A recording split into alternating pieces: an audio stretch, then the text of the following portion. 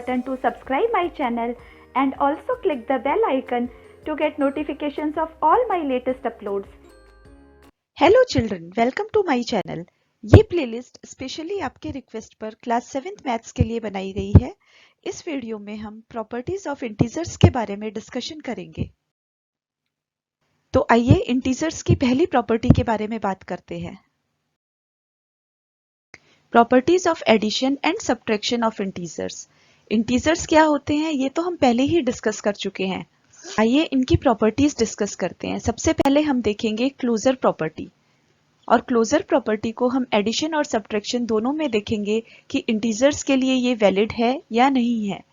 Closure under addition का मतलब होता है दो इंटीजर्स को अगर ऐड किया जाए तो आपका रिजल्टेंट आंसर भी एक इंटीजर ही होगा। आइए कुछ एग्जांपल से इसको समझने की कोशिश करते हैं। यहाँ पे आपके सामने कुछ इंटीजर्स दिए हुए हैं, 17 प्लस 23।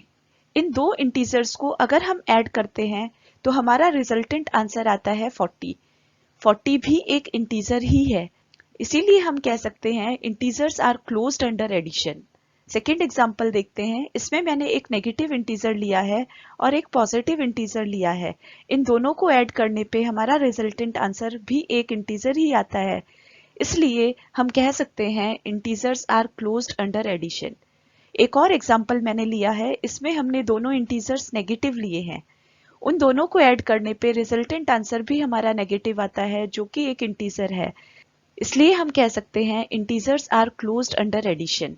आइए देखते हैं whether integers are closed under subtraction और नॉट। क्लोजर अंडर सब्ट्रैक्शन, इसको भी कुछ एग्जाम्पल से हम समझते हैं। दो इंटीजर्स को अगर सब्ट्रैक्ट किया जाए तो अगर एक इंटीजर ही आता है तब हम कह पाएंगे कि integers are closed under subtraction also. Let us सी।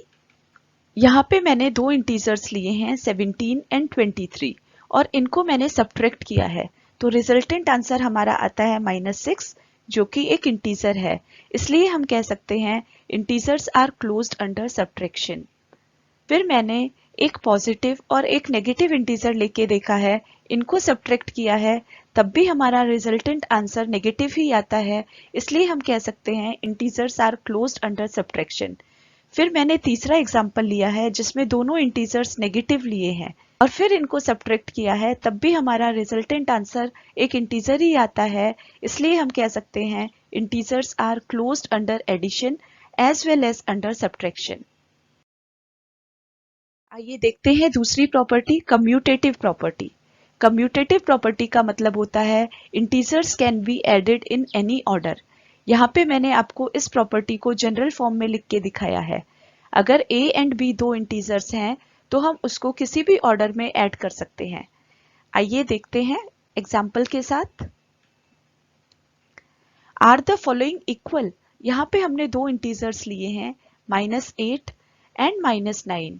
इनको मैंने ऐड किया है इस ऑर्डर में, सबसे पहले -8 फिर -9, और दूसरा ऑर्डर है सेकेंड इंटीजर को मैंने पहले लिख दिया और फर्स्ट इंटीजर को बाद में, और फिर हम इनको ऐड करेंगे। दोनों ही केसेस में हमारा आंसर सेम आता है। इसी तरह से मैंने दो इंटीजर्स और लिए हैं और उनको भी हमने ऐड करके देखा, तो दोनों ही केसेस में हमारा आंसर सेम आता है, इसलिए हम कह सकते हैं commutative property holds for integers under addition. क्या कम्यूटेटिव प्रॉपर्टी सब्ट्रैक्शन के लिए भी वैलिड है? नहीं, हमने होल नंबर्स के केस में देखा था subtraction is not commutative for whole numbers. Is it commutative for integers? क्या ये इंटीजर्स के लिए कम्यूटेटिव है? ये एक ओपन क्वेश्चन है, आइए इसको डिस्कस करते हैं।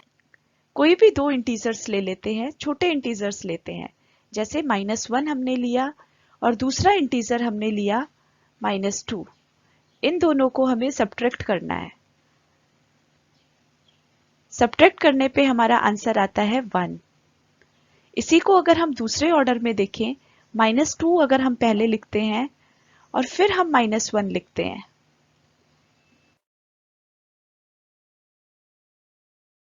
और अब अगर हम इनको सब्ट्रैक्ट करते हैं तो हमारा आंसर आता है -1।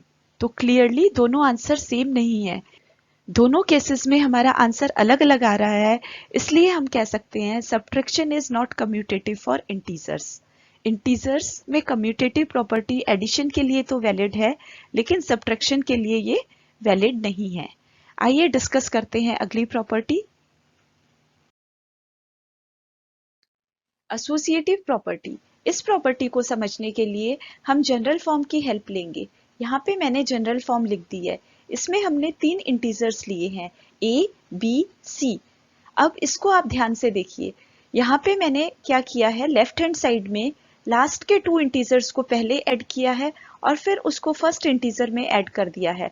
और अगर हम राइट हैंड साइड में देखें तो पहले 2 इंटीजर्स को मैंने पहले ऐड किया है और फिर उसमें तीसरा इंटीजर ऐड किया है।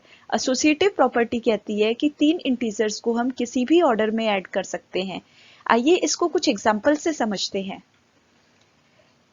Consider the integers -3, -2 and -5। यहाँ पे मैंने 3 इंटीजर्स -3, -2 एंड -5 लिए हैं। सबसे पहले मैंने -5 लिखा है और उसके बाद -3 और -2 लिखा है। अगर इन इंटीजर्स को देखें तो पहले मैं -3 और -2 को ऐड करूंगी और फिर उसमें 5 ऐड करूंगी, और दूसरे केस में मैं पहले -5 और -3 को ऐड करूंगी और फिर उसमें -2 ऐड करूंगी। आइए देखते हैं। देखिए यहाँ पे पहले मैंने -5 को ऐसे ही लिख दिया है और उसके बाद के इन 2 इंटीजर्स को ऐड किया है। -3 और -2 ऐड होके -5 बन गए और -5 में -5 ऐड कर दिया तो -10 बन गया। इसी तरह से हम सेकंड केस भी डिस्कस करते हैं। यहाँ पे मैंने -5 और -3 को पहले ऐड किया है और फिर उसमें -2 थर्ड इंटीजर ऐड किया है। इन दोनों को ऐड करने पे -8 आता है और फिर -2 ऐड कर दिया मैंने, और फाइनली मेरा आंसर -10 आया। दोनों ही केसेस में सेम आंसर आता है। तो एसोसिएटिव प्रॉपर्टी ये कहती है कि इंटीजर्स को हम किसी भी ऑर्डर में ऐड कर सकते हैं अगर हमारे पास 3 इंटीजर्स दिए हुए हैं। So, associative property holds for integers also. Addition is associative for integers. You have to check whether subtraction is also associative for integers or not. As an exercise, ये होमवर्क मैं आपके लिए छोड़ रही हूँ। आइए डिस्कस करते हैं अगली प्रॉपर्टी, एडिटिव आइडेंटिटी। आइए यहाँ पे हम इंटीजर्स की इस प्रॉपर्टी को डिस्कस करते हैं। यहाँ पे मैंने जनरल फॉर्म में एडिटिव आइडेंटिटी लिखी है। a एक इंटीजर है और 0 एडिटिव आइडेंटिटी है। a में अगर हम 0 ऐड करते हैं तो हमें वही इंटीजर वापस मिल जाता है। एडिटिव आइडेंटिटी का मतलब होता है किसी भी इंटीजर में अगर हम एडिटिव आइडेंटिटी ऐड करें तो हमें वही रिजल्टेंट आंसर मिल जाता है। होल नंबर्स के केस में हमने क्लास 6 में इसको देखा था, तो इंटीजर्स के केस में हम इस क्लास में इसको डिस्कस करते हैं। 0 is an additive identity for whole numbers, ये हम पहले डिस्कस कर चुके हैं। Is it an additive identity again for integers also? चलिए इसको हम यहाँ प्रूव करने की कोशिश करते हैं। हम कुछ इंटीजर्स का एग्जाम्पल लेंगे और देखेंगे कि 0 इंटीजर्स के केस में एडिटिव आइडेंटिटी है या नहीं है। Observe the following examples. यहाँ पे मैंने एक इंटीजर लिया है -8 और उसमें हमने एडिटिव आइडेंटिटी 0 को ऐड कर दिया। हमारा रिजल्टेंट आंसर वापस से वही इंटीजर मिल जाता है। इट मीन्स -8 के केस में 0 एडिटिव आइडेंटिटी है। इसी तरह से फिर मैंने एक और एग्जाम्पल लिया, उसमें एडिटिव आइडेंटिटी ऐड की और फिर से मुझे वही इंटीजर मिल गया। It means 0 is an additive identity for integers also. That's all in this video. I hope आपको प्रॉपर्टीज ऑफ इंटीजर समझ में आ गई होंगी। अगर फिर भी कोई डाउट रह जाता है तो आप कमेंट बॉक्स में कमेंट करके पूछ सकते हैं। Thank you all.